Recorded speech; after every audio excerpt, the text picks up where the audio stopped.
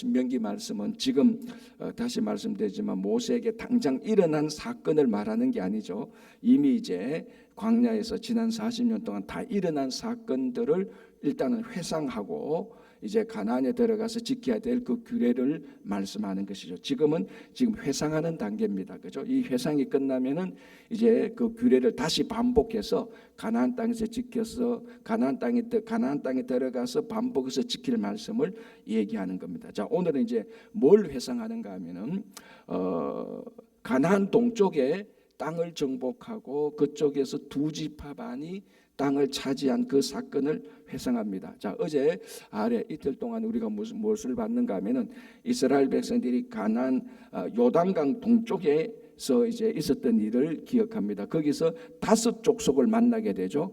맞죠? 첫 번째 에돔은 어떻게 됩니까?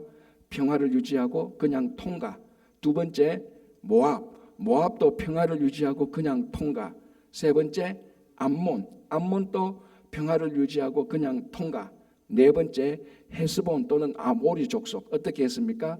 평화를 선포했는데 전쟁을 걸어왔죠. 물론 이 땅은 이미 하나님께서 이스라엘 백성들에게 차지하기로 하나님의 거룩한 섭리 가운데 있었습니다. 그래서 네 번째 아모리 또는 헤스본 왕 사람하고는 전쟁하고 싸워서 그 땅을 차지했고, 그리고 자 5번째 뭡니까? 바산. 여기 어제 마지막에 본 거죠. 바산은 그 큰 특징이 있었다 그런데 무엇이 큰 특징이었죠? 질문 속에 답이 있습니다. 큰 특징. 이 사람이 큰 사람이었습니다. 르바임 족속이었죠. 다른 말 르바임 족속이 뭐하고 같은가 하면 아낙 자손과 같은 사람이었습니다. 아낙 자손은 어떤 사람이었죠? 가나안 정탐할 때, 오늘 본문의 시점을 기준으로 38년 전에 가나안 정탐할 때 거기서 큰 거인들을 보고 10명의 정탐꾼이 질급을 하고 와서 우리가 메뚜기 같다라고 말할 때 그 자손을 아낙 자손과 같다 그랬습니다. 이 아낙 자손이 르바임 자손, 오늘 본문에 나오는 3장 11절에 나오는 르바임 족속이고, 르바임 족속의 마지막 남은 사람이 바산 왕 옥이었다는 것입니다. 그래서 바산 왕 땅도 차지했습니다. 그래서 5 종족을 만났는데 3 종족과는 평화를 유지하고 2 종족은 하나님께서 차지하도록 해서 전쟁을 해서 그 땅을 차지하고, 이 요단강 동쪽에 차지한 그 땅의 2 지파 반, 로벤 지파와 갓 지파와 므낫세의 절반 지파가 그쪽에서 살게 되는 겁니다.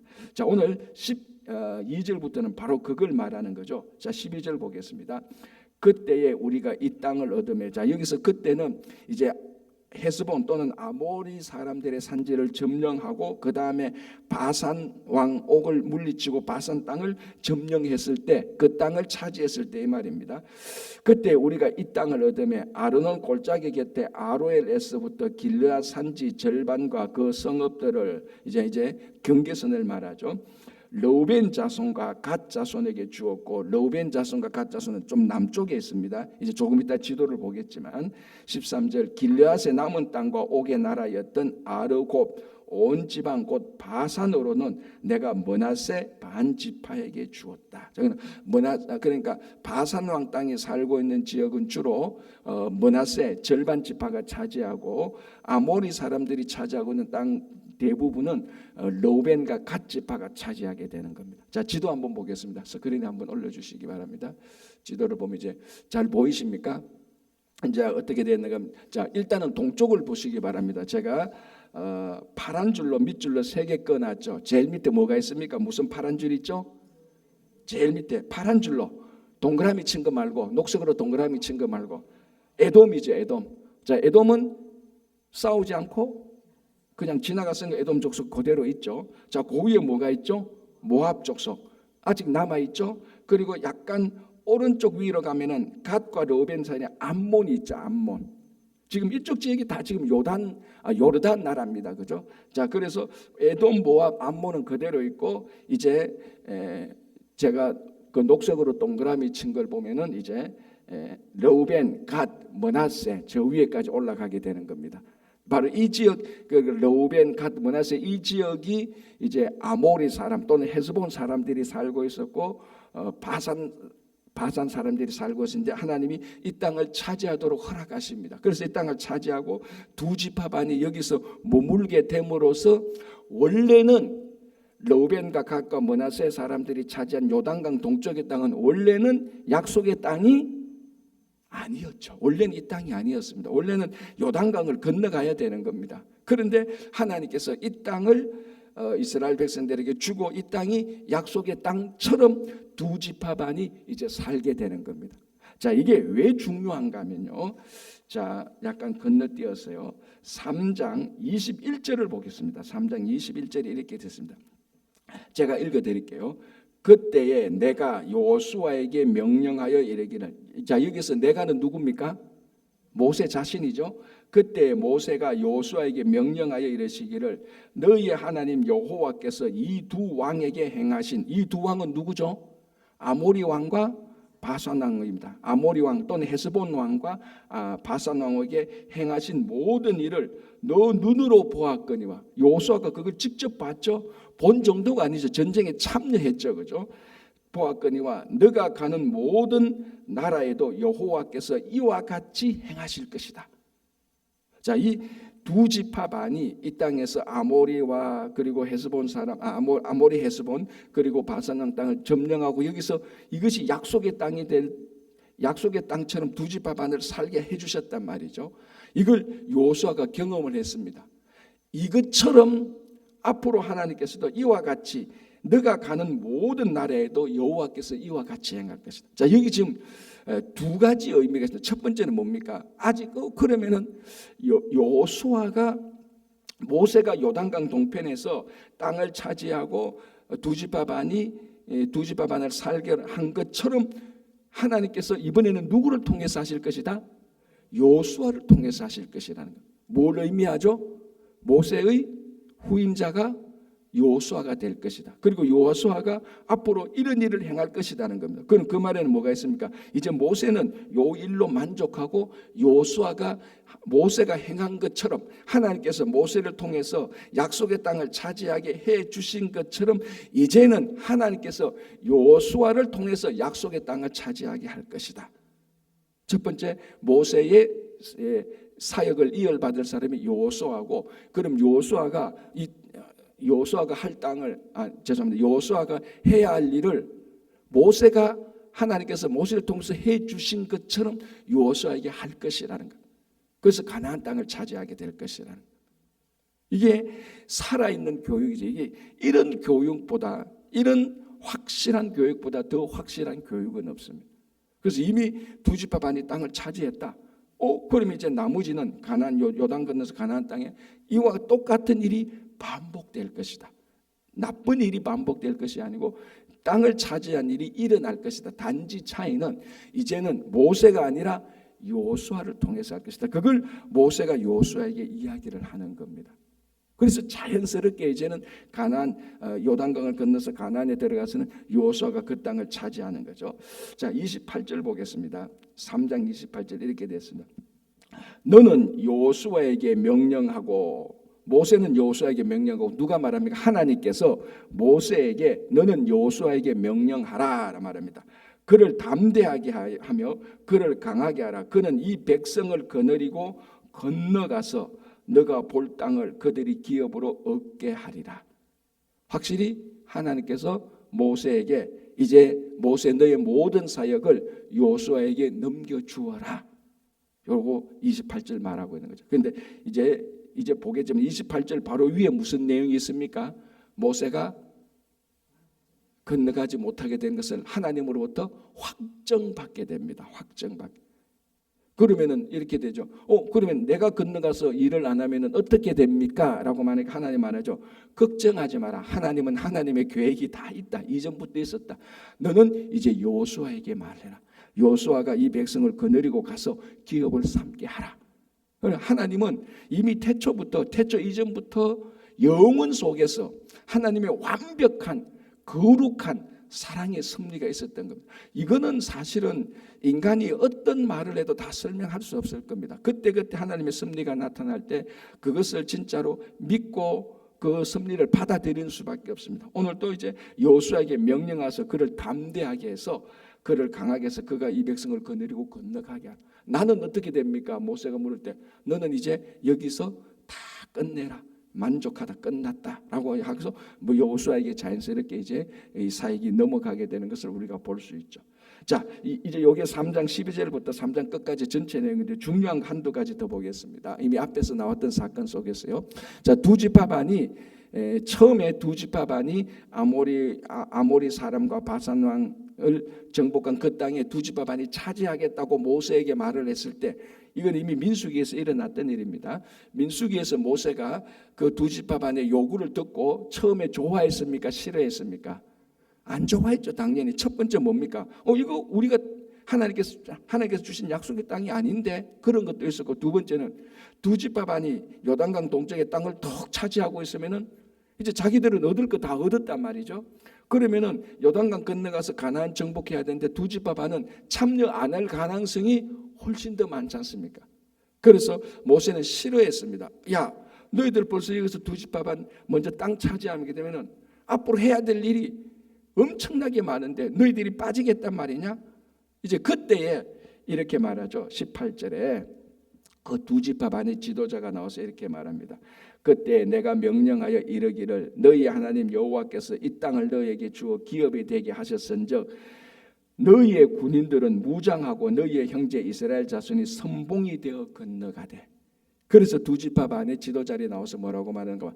모세 지도자님, 걱정하지 마십시오. 우리는 이미 이 땅을 차지했지만 우리 마지막 남은 9지파 반이 약속의 땅을 다 차지할 때까지 우리가 무장하고 가서 선봉이 되어서 거기에 참여할 겁니다라고 말을 하자 모세가 그 말을 듣고 기뻐하는 거죠. 그래서 두 지파 반이 요단강 동정의 땅은 차지했지만 거기에는 이제 전쟁에 나가지 않는 사람들만 계속해서 살게 하고 전쟁에 나갈 수 있는 사람은 무장하고 선봉이 됐다고 그랬습니다. 이게 중요하죠. 이제 우리는 땅 차지했으니까 뒤에나 아니면 중간점 앉아서 적당하게 전쟁하고 전쟁 끝나면 우리는 안전하게 돌아오자, 이런 안이한 태도가 아니고 우리는 이미 땅을 차지했음에도 불구하고 우리가 먼저 선봉에 서서 우리가 가나안을 정복하는데 모범이 되겠다, 책임을 지겠다라는 그런 말을 했다는 겁니다. 자, 이거는 이제 이 두 지파 반이 굉장히 성숙한 하나님의 자녀가 되었다는 표시입니다. 자, 여러분 한번 생각해 보시고, 우리 여러분들이 자녀들을 키울 때 또는 뭐 어떤 데서 후진을 양성할 때, 사람들을 가르칠 때 그 사람들이 성숙해 갈 때 언제쯤 야, 이제 이 사람들이 성숙했구나라고 느끼는 성숙의 기준, 측정도가 있지 않습니까? 그게 몇 가지가 있습니다. 그 중에 하나가 뭐냐면은 책임을 질 줄 아는 사람입니다. 성숙한 사람은 책임을 지는 거죠. 자기가 관련된 일에 대해서. 그리고 더 성숙한 사람은 비록 자기와 직접적인 일은 아니지만 다른 사람의 일을 할지라도 거기에 어려움이 당하면 거기에 책임의식을 갖고 도와줄 수 있는 사람, 내 일이 아니지만 다른 사람을 걱정해 줄 수 있는, 그리고 실제 어려운 일이 닥치면 그 안에 가서 참여해 줄 수 있는, 어떤 식으로든지 참여해 줄 수 있는 마음을 가지고 실제로 하는 사람, 그 사람이 성숙한 사람 아닙니까? 그 모든 것의 기본은 책임의식입니다. 또는 다르게 말하면 연대의식이죠. 나는 내 땅 다 차지해서 이제 난 끝났어, 그게 아니고, 그래서 두 지파 반이 다른 지파들을 향한 책임과 연대의식을 가지게 되는 것을 볼 때 이제 이 지파들은 하나의 이 이스라엘 백성들은 진짜 하나된 공동체가 되어서 가나안 땅에 들어가서 하나님의 한 분이신 하나님을 섬길 수 있는 하나의 공동체가 될 준비가 되어 있는 거죠. 자, 신명기 할 때 신명기의 큰 특징이 뭐냐면은 하나라고 했습니다. 한 분이신 하나님을 이스라엘 백성들이 하나가 되어서 한 공동체가 되어서 유일한 한 분이신 하나님을 섬기는 것이라 그랬습니다. 그래서 이스라엘 백성들이 지금 하나가 되어가고 있는 모습이 눈에 확연하게 보이는 겁니다. 이게 하나가 아니라면은 뿔뿔이 다 흩어져요. 우리는 이 땅 차지해서 끝. 우리가 차지했는데 왜 우리가 요단강을 건너가서 너희를 도와줘? 너희 땅은 너희가 차지해. 우리는 여기서 차지했어. 막 이제 이렇게 분열이 일어나고 갈등이 일어날 건데 그런 일이 아니고 하나된 공동체의 모습, 성숙한 모습이 되는 겁니다. 그래서 이제 이스라엘 백성들이 가나안에 들어갈 준비가 되어 있는 거죠. 그죠? 자, 그리고 아까 이제 21절 모세가 여호수아에게 명령해서 가나안에 들어가서 이와 같은 일이 일어날 것이다. 두려워하지 말라. 이와 같은 일 뭡니까? 요단강 동편의 땅을 차지해서 지파들이 땅을 차지하는 것. 이런 일들이 요단강 건너가서도 일어날 것이다. 걱정하지 마라. 그걸 모세도 경험했고 여호수아도 경험했으니 이거보다 더 확실한 증거가 되겠습니다. 확실한 증거가 되는 거죠. 자, 이제 우리가 가장 애틋한, 가장 마음이 아려지는 본문을 하나 보겠습니다. 24절, 23절부터 25절까지 보겠습니다. 23절 보겠습니다. 그때에 내가 여호와께 간구하기를, 누굽니까? 모세가 여호와께 간구하기를, 주 여호와여, 주께서 주의 크심과 주의 권능을 주의 종에게 나타내시기를 시작하였사오니 천지간에 어떤 신이 능히 주께서 행하신 일, 곧 주의 큰 능력으로 행하신 일을 이같이 행할 수 있으리까. 그러니까 한마디로 말하면 이 땅에 어떤 신보다, 어떤 잡신들 우상보다 여호와께서 행하신 일이 가장 큰 일입니다. 가장 능력이 있는 분입니다. 그러니까 우리말하면 전능하신 하나님입니다.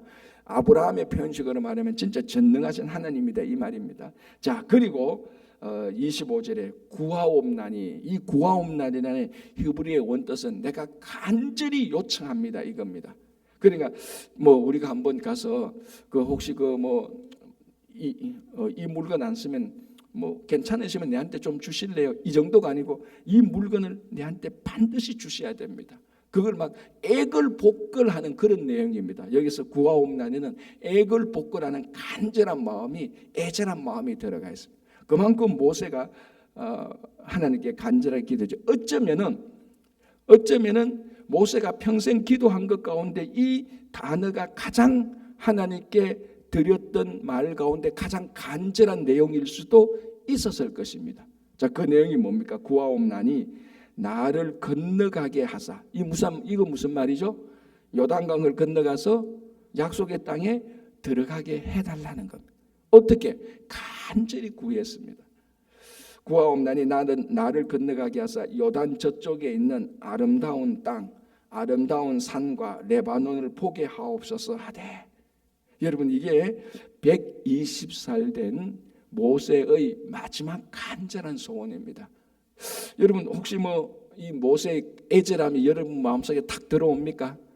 한평생 40년간 애국 궁정에서 살다가 이스라엘 민족을 위해서 혈기를 좀 부렸다가 미디안 광야에서 40년 살다가 그 80대 노인을 하나님께서 불러셔가지고 또 지난 40년 동안 진짜 우리가 흔히 말하는 산전, 수전, 공전, 온갖 일을 다 겪었지 않습니까? 백성들이 자기를 죽이려고 했고 이스라엘 백성들이 지난 40년간 그 광야에서 이끌어왔고 이제 바로 요 강 건너가면은 그 모든 것이 성취되는 그 앞에서 자기가 그 땅을 밟게 해달라, 그 강을 건너가게 해달라는 120살의 노 지도자가 애끓는 심정으로 기도를 하고 있습니다. 이거 하나님이 안 들어주면은 하나님이 이상하지 않나요? 그죠? 이 애끓는 심정으로 하나님의 일에 전적으로 헌신했던 한 지도자가 기도를 합니다. 다른 거 아닙니다. 내가 뭐 대통령 되게 해주셔서 그것도 아닙니다. 하나님, 이 땅을 건너가게, 이 강을 건너가서 저 땅에 가게 해주십시오. 누구는 다는 몰라도 모세는 건너갈 자격이 있지 않습니까? 물론 중간에 한번 우리가 아는 대로 반석을 명하여 물로 치라 해서 했지만 반석을 돌로 쳐서 그 모세가 화를 드러내서 돌로 쳐서 물이 나오게 해서 순간적으로 하나님의 영광을 가렸지만 만약 이런 식으로 따지자면은 아니 이스라엘 백성들은 수도 없이 반복해서 하나님의 영광을 가렸지 않습니까? 그럼 그 일이 한 번은 있었지만은 모세는 충분히 어떤 사람들보다 충분히 가나안에 들어갈 수 있는 자격과 조건이 있는 사람이 아니겠습니까? 그래서 그럼에도 불구하고 애끓는 심정으로 기도합니다. 그죠? 자, 26절 여호와께서 너희 때문에 내게 진노하사 내 말을 듣지 아니하시고 내게 이르시기를 그만해도 족하니 이 일로 다시 내게 말하지 말라. 근데 그래서 보십시오. 이 애끓는 노 지도자의 하나님께 헌신했던 노 지도자의 기도를 하나님께서 거절합니다. 뭐라고 말합니까? 그만해도 족하다. 두 번 다시 이 일을 언급하지 말라고 말합니다. 이렇게 보면요, 하나님은 냉정하신 분이에요. 어떨 때는 냉정하게 모세의 기도를 거절하는 겁니다. 하나님은 사랑의 하나님이기도 하지만요, 어떨 때는 냉정합니다. 자, 이 냉정이라는 것이 오해하시면 안 됩니다. 하나님께서 이 우리를 위하여서 하나님께 거룩한 역사와 섭리를 위하여서 하나님께서 무한히 용서하지만, 무한히 우리를 받아주시지만, 한 명이라도 구원하시기를 원하시지만, 때로는 그것이 우리를 구원의 역사를 만들어 나가는데 하나님의 총체적으로 가장 하나님께 영광이 되고 모든 열방에게 그게 구원의 큰 유익이 되기 위하여서는 냉정하게 자를 거는 자르는 겁니다. 제가 참 전번에 이런 말을 들었습니다. 어떤 책에서 봤는데요, 가장 위대한 일을 이루는 것은 열정이 아니고 냉정이다, 이런 말을 하더라고요.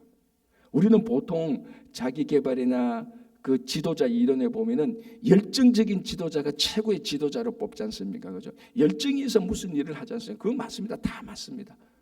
근데 냉정은 나쁜 거라고 생각하는데요, 열정의 다른 면이 냉정입니다. 냉정해야 또 열정을 가질 수가 있어요. 열정을 품고 있는 다른 부분에 있어서는 냉정해야 됩니다. 그러니까 열정이라는 것은 다른 말로 하면 냉정하고 똑같은 거예요.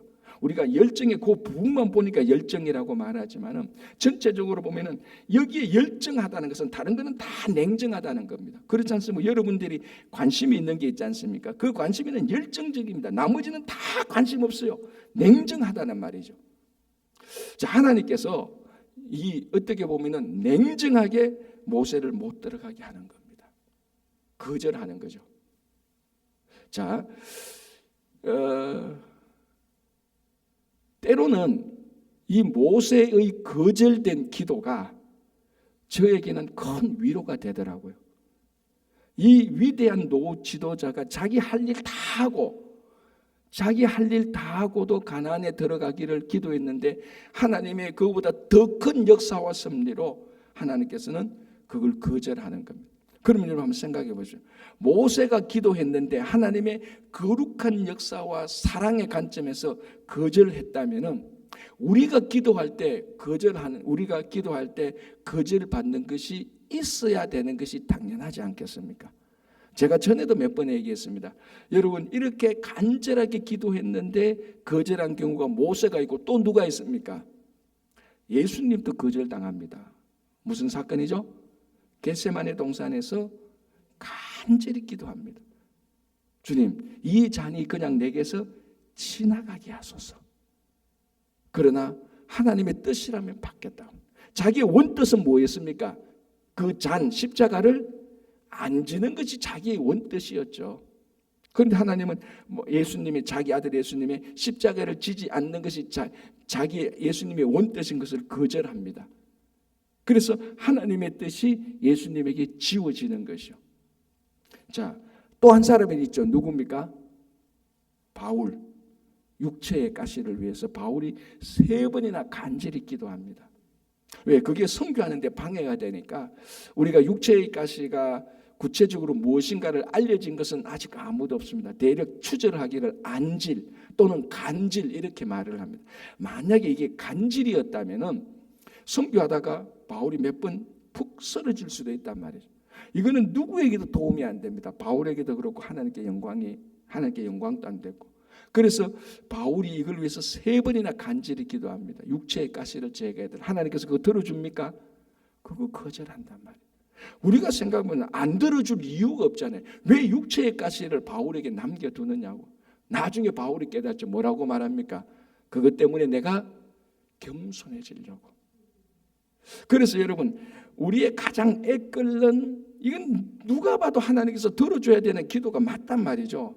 순수하게 내가 하나님의 일을 하는데, 그런데도 하나님께서 거절하는 경우가 있습니다. 거기에는 우리가 생각할 수 있는 것보다 더 큰 하나님의 거룩한 목적이 있음을 믿는 수밖에는 없습니다. 그 당시 사상으로 아무리 논리적으로 따지고 아무리 해도 거절하신 하나님의 이유를 알 수 없어요. 그러나 세월이 지나면은 그때 진짜로 그 기도가 거절되었기 때문에 오늘의 내가 있구나라는 것을 나중에 알게 되죠. 이런 그 당시 거절된 기도는요, 그 당시는 절대로 인간은 이해하지 못하는 겁니다. 지금 모세가 보십시오. 이 단어 구하옵나니 25절에 구하옵나는 이 말은 단순히 내가 요청합니다가 아닙니다. 애끓는 심장으로 자기 전신을 던져서 요구하는 겁니다.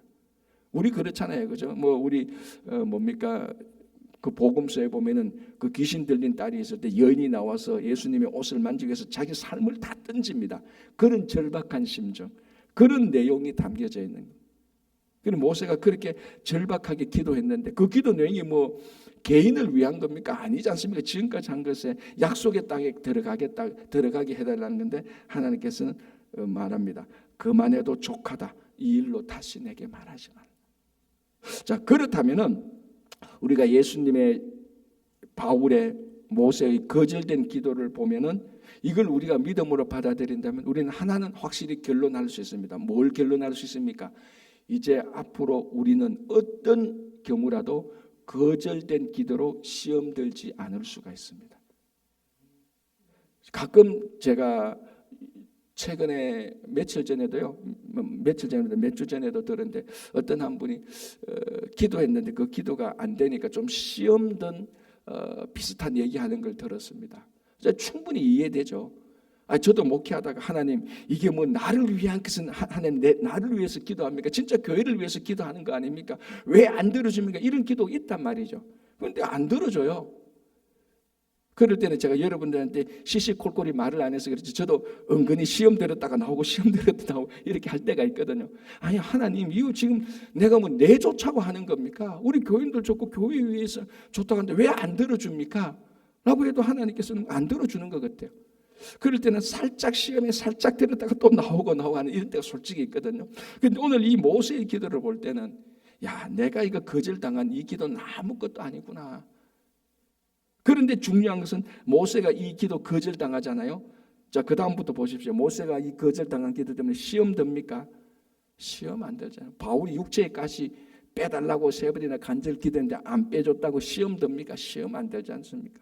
예수님께서 간절 피를 흘리면서 겟세마네 동산에서 그 십자가를 위해서 제자를 위해서 기도했는데 그게 안 될 때 예수님께서 시험 듭니까? 안 들잖아요. 그래서 여러분 오늘 이 본문을 보면서 거절된 기도로 시험 드는 일이 없기를 바랍니다. 거절된 기도가 진짜로 순수하게 기도했는데 하나님 나라를 위해서 기도했는데 거절된 기도가 있다면은 어느 부분 이제 나도 바울과 모세의 심정을 이해할 수 있는구나라는 단계로 생각하면 감사가 되죠. 그죠? 그래서 오늘 이 거절된 기도에 대하여서 거절된 기도를 수용할 수 있는 성숙한 성도들이 되시기 바랍니다. 그죠? 그걸로 시험 안 되시기 바랍니다. 자, 28절 너는 여호수아에게 명령하고. 자, 그럼 이제 문제가 뭡니까? 모세가 가나안 땅에 들어간 거 거절됐습니다. 2번 다시 말하지 말라고 했습니다. 하나님 냉정합니다. 어떨 때는 거죠. 그래서 그만해도 족하다. 이제 2번 다시 입에도 말도 꺼내지 말아요. 자, 그럼 무슨 문제가 생깁니까? 그럼 가나안 땅에 들어서 누가 그 남은 일을 합니까? 라고 말합니다. 그러니까 하나님께서 28절에 너는 여호수아에게 명령해라. 하나님의 계획이 여호수아라는 겁니다. 요단강을 건너가서. 그래서 여호수아에게 명령해서 그를 담대하게 하고 그를 건너가게 해서 그를 그 땅을 건너간 땅에서 기업으로 얻게 하라라고 해서 모세가 이제 여호수아에게 이제 후임자를 물려주는 그런 내용들을 우리가 볼 수 있는 거죠. 그죠?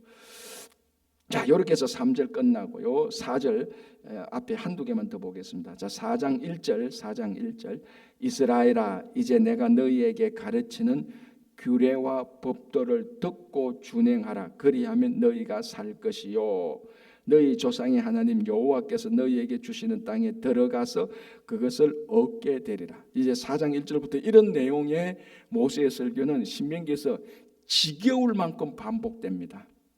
핵심은 하나입니다. 나중에 신명기 28장 가면 나오네죠. 너희가 하나님의 말씀을 순종하면은 복을 받고 불순종하면은 저주를 받을 것이다. 굉장히 명쾌하게 나옵니다. 명쾌하게. 이제 그런 내용의 메시지들이 4장부터 나오죠. 자, 보십시오. 이스라엘아 이제 내가 너희에게 가르치는 규례와 법도.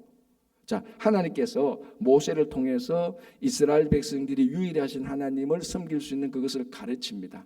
그게 이제 사실 앞에서 있었죠. 출애굽 후반부터 뭐 성막을 어떻게 세우고 제사장을 어떻게 하고 절기를 어떻게 지키고 그리고 그 법들 다 가르쳤습니까? 레위기 법 그리고 출애굽 그 레위기에서는 그 제사법들, 절기법들 이런 거 가르치고 이런 것들 다 가르칩니다. 자, 그런 것들 가르치는 규례와 법도를 듣고 준행하라. 먼저는 들어야 되죠. 들어야 되잖아요. 그래서 이 성경에서 듣는 것이 얼마나 중요하다는 것을 제가 충분히 얘기했고 앞으로도 계속해서 나오는. 요즘은 이 듣고 보는 것들이 듣고 봐야 될 것들이 요즘은 하도 많아가지고 지금 우리가 이 듣는다는 말을 참 다시 새겨야 될 겁니다. 옛날에는 들을 게 없어가지고 라디오 하나밖에 안 들었지 않습니까? 저도 아직 기억나요. 어릴 때 금성사 라디오 그 뭡니까 이런 표시 있지 않습니까? 그 라디오 그 집안에 들어가면 들을 건 라디오 하나밖에 없었어요. 이제 그보다 좀 더 좋으면 이제 TV 나오고 이제 그걸 통해서 다 듣는 건데 오늘날은 무지막지하게 들을 게 많습니다. 그럼에도 불구하고 오늘 우리가 이 4장 1절에서 진짜 중요하게 들어야 될 말씀은 듣고라는 이 말씀입니다. 무슨 말씀인가? 이제는 우리가 들을 게 없어서 듣는 게 중요한 게 아니고 들을 게 너무 많아가지고 선별해야 됩니다. 이제야말로 진짜로 듣는 게 중요한 시대가 되어졌습니다. 이제는 뭘 듣느냐, 들을 게 워낙 많아가지고 여기서 우리가 진짜 들어야 될 것을 들어야 되는 겁니다. 여러분 아시다시피 알고리즘 있지 않습니까? 이 알고리즘을 통해서 여러분들이 유튜브를 보면은 그 유튜브에 관련된 내용들이 이제 그 밑에 쭉 연결되는 겁니다. 진짜 선별을 잘해야 됩니다. 그거 선별하지 못하면은 계속 한쪽만 계속해서 듣게 됩니다. 차라리 안 듣는 게 낫죠. 그래서 지금은 오늘날 시대는 진짜 듣는 것을 잘 들어야 됩니다. 잘 선별해야 되고. 그리고 의도적으로 시간을 내어서 말씀을 듣는 시간을 의도적으로 마련하지 않는다면은 들을 게 워낙 많아가지고 그 듣는 것 때문에 진짜 들어야 될 하나님의 말씀을 듣지 못하는 시대가 오늘날의 이 시대가 되었습니다. 옛날은 들을 게 없어서 듣는 게 문제였는데 요즘은 들을 게 너무 많아서 듣는 게 문제입니다. 그래서 오늘날은 이 선별해서 하나님의 말씀을 의도적으로 시간을 내어서 말씀을 듣는 그런 시대가 왔고 그런 시대의 성도들이 되어야 되는 것입니다. 그래서 말씀을 듣고 준행하라. 그런데 듣는 것이 그냥 듣는 것에만 머문다면 이것도 중요하죠. 듣는 것 자체도 중요하지만 이 듣는 것이 열매를 맺으려면 들은 것을 행해야 되는 것입니다. 행하지 않으면 열매가 없습니다. 그래서 이 말씀은 이제 앞으로 신명기에서 계속해서 반복됩니다. 너희들이 말씀을 듣고 준행하라. 그리하면 살리라라는 것입니다. 요즘 이게 신명기 4장 1절이 신명기 전체의 주제일 수도 있는 것입니다. 오늘날 똑같죠. 우리도 하나님의 말씀을 듣고 들을 게 너무 많은 것 가운데서 다 걷어치우고 하나님의 말씀을 따로 구별해서 그것을 듣고 그 말씀을 실행할 때 여전히 성도들이 하나님의 자녀로 살아갈 수 있는 것입니다. 오늘 또 하나님의 말씀을 듣는 여러분, 이 말씀을 듣고 여러분 삶에 대해서 또 행하는 그래서 말씀의 열매를 맺는 오늘 하루가 되시기를 바랍니다. 기도하겠습니다. 하나님 아버지 감사합니다.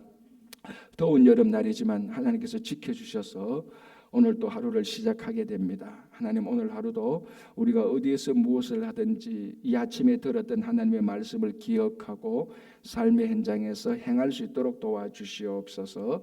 아버지 하나님 선무석굴 진행 중입니다. 끝까지 하나님께서 지켜주시고 또 8월에 우리 성경 퀴즈를 통하여서 하나님의 말씀을 듣고 행하는 중요한 또 행사가 될 수 있도록 도와주시옵소서.